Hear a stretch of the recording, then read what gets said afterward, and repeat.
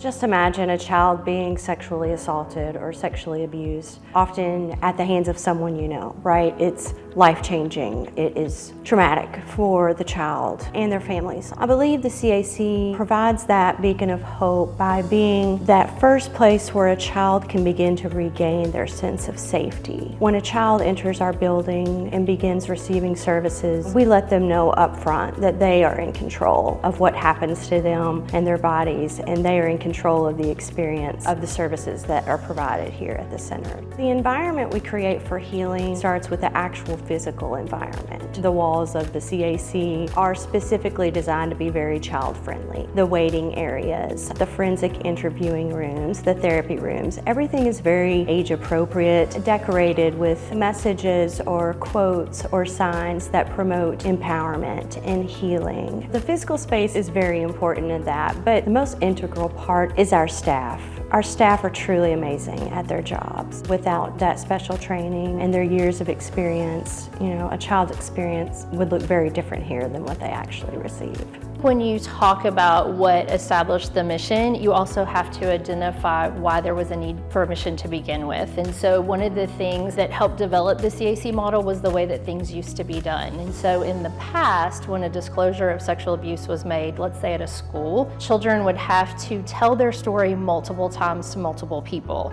That's within the school setting. Not to mention that they would also have to speak to law enforcement. They may have to go to a hospital and tell the story to a doctor or a nurse. Counselors, therapists, multiple people would have to hear that story multiple times. And at some point, somebody just said, that's not fair to kids. That doesn't make sense that kids should have to tell their story multiple times. So the CAC movement really came into play after that. A lot of people don't even want to recognize that child abuse is an issue in our community. The Child Advocacy Center kind of brings those things to light. And in order to bring something to light, you have to identify what the darkness is. At the Child Advocacy Center, we believe that education is a form of prevention. We have adult prevention programs, and then we have prevention programs for children. The one that we do here is called Roar. It's about Rex the lion. He walks children through a story. Something bad has happened to him, and he's lost his voice, his ability to speak. Through that story, we learn where our private areas are and that those areas are private. We also learn that it's okay to say no to unwanted touch. There's a difference between a secret and a surprise. And then how to identify a safe adult and how to tell them when something bad has happened to our body. We believe that this program gives children a voice that they may not know that they have. At this center, we do comprehensive child sexual abuse exams. That is a head-to-toe exam that includes a mental health screening as well. While these exams are very important for evidence collection and things like that, the most important reason that we do these exams is to make sure the child knows that their body's okay. We have phenomenal relationships with our hospitals, our pediatricians' offices, and the local universities. Specifically, I can speak to pediatricians' offices. They start from day one. We provide them with prevention materials, and they speak to kids about these hard topics so that they do feel comfortable making these disclosures when bad things do happen to them, and they also feel comfortable keeping their bodies safe and saying no.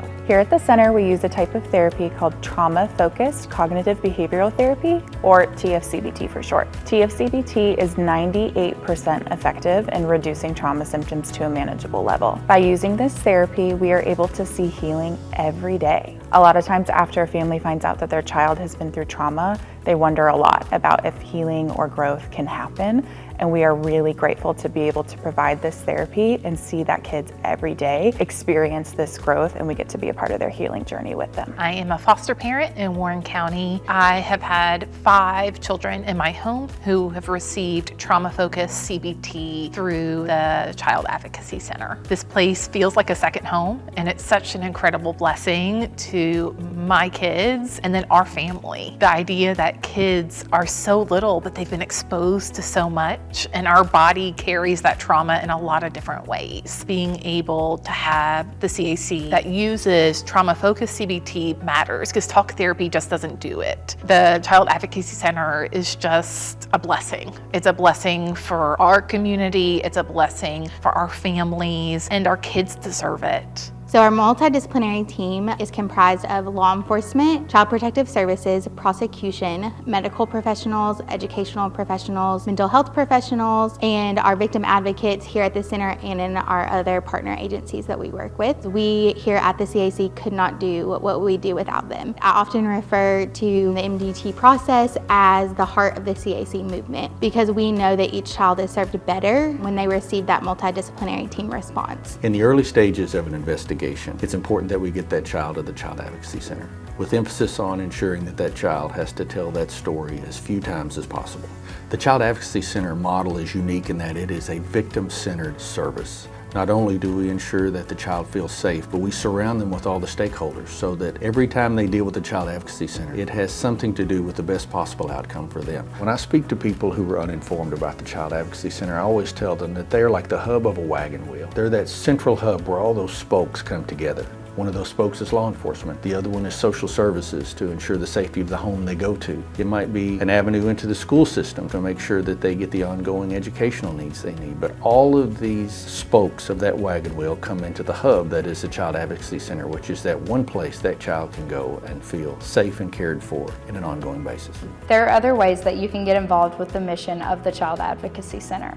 You can donate to one of our fundraising events, you can be a sponsor, or you can take an education program. You can simply share this video to help us bring awareness to the topic of child sexual abuse.